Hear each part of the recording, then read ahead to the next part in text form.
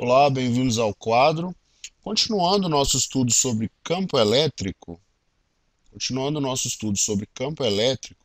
hoje nós vamos aprender a calcular a força que o campo elétrico cria, a força que o campo elétrico exerce em uma carga de prova, tá bom?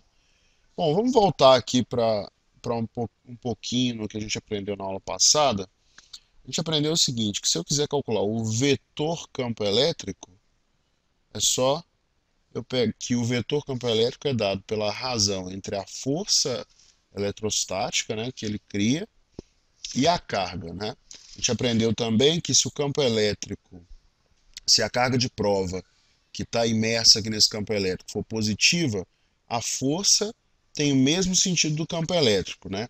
Ou seja, se aqui tiver um sinal de mais, né, o vetor campo elétrico e o vetor força têm o mesmo sentido. Se a carga for negativa, né, que é o que acontece se aqui tiver um sinal de menos, o campo elétrico também é negativo, tá bom? Então vamos deixar isso aqui bem claro, né? Vamos lembrar disso que nós vamos usar bastante. E vamos começar então a mostrar isso com um exemplo. Antes de partir para o exemplo, qual é a unidade de medida do campo elétrico?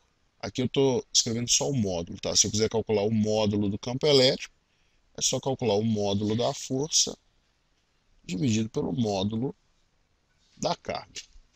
Pronto, né? Qual a unidade de medida do campo elétrico? É a mesma unidade de força dividido pela unidade de carga. A gente sabe que a unidade de força é Newton e a gente sabe que a unidade de carga é Coulomb. Portanto, a unidade de medida de campo elétrico é Newton por Coulomb. Dito isto, vamos para o nosso exemplo. Nosso exemplo é o seguinte: existe um campo elétrico, tá bom? Um vetor campo elétrico, e esse campo elétrico vale 6 vezes 10 elevado a 6 newtons por coulomb.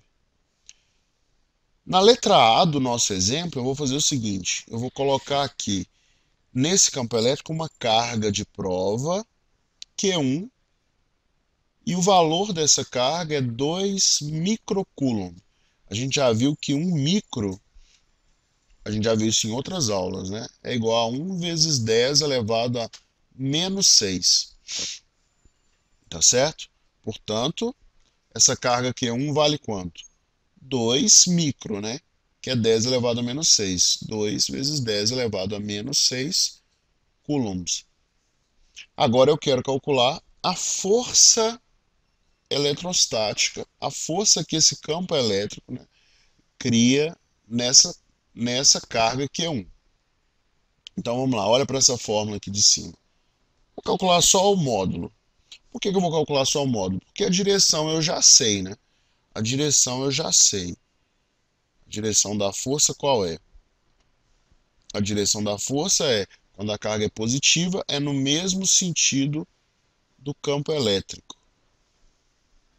Então a direção da força é para cá, para a direita, tá certo? O vetor força é nessa direção. Mesma direção do campo elétrico e mesmo sentido também, né? O sentido é para a direita. Então vamos calcular só o módulo. A força é igual a o campo elétrico vezes a carga, tá bom? Vamos fazer isso aqui agora, vamos fazer essa conta. O campo elétrico vale quanto? Vale 6 vezes 10 elevado à sexta. E a carga vale quanto? 2 vezes 10 elevado a menos 6. A força elétrica vale 6 vezes 2, 12. 10 elevado a 6 vezes 10 elevado a menos 6. Conserva essa base, somos expoentes. 6 menos 6, 0. A força, então, de 12 newtons. O que acontece se eu coloco agora nesse campo elétrico uma carga negativa, Q2 igual a menos 3 microcoulomb?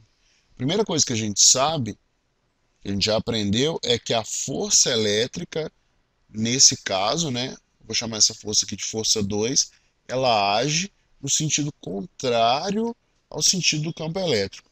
E agora eu vou calcular o módulo dessa força. Da mesma maneira, O módulo da força é igual ao módulo do campo vezes o módulo da carga, né? Eu não vou preocupar com o sinal da carga. O campo elétrico é 6 vezes 10 elevado a 6 newtons por coulomb. E a carga vale quanto? Da mesma forma, menos 3 microcoulomb, né? Só que negativo. Então é 3 vezes 10 elevado a menos 6, 10 elevado a menos 6 por causa do micro, vezes coulomb. Essa força vale, então, 6 vezes 3, 18, 10 elevado a 6 vezes 10 elevado a menos 6. Acaba simplificando, esse coulomb corta com esse, a força 2 é igual a 18 newtons. E se eu tivesse o seguinte caso? Se eu tivesse o seguinte caso, uma carga só, qual o campo gerado por uma carga? Bom, fica para a próxima aula. Até logo, pessoal.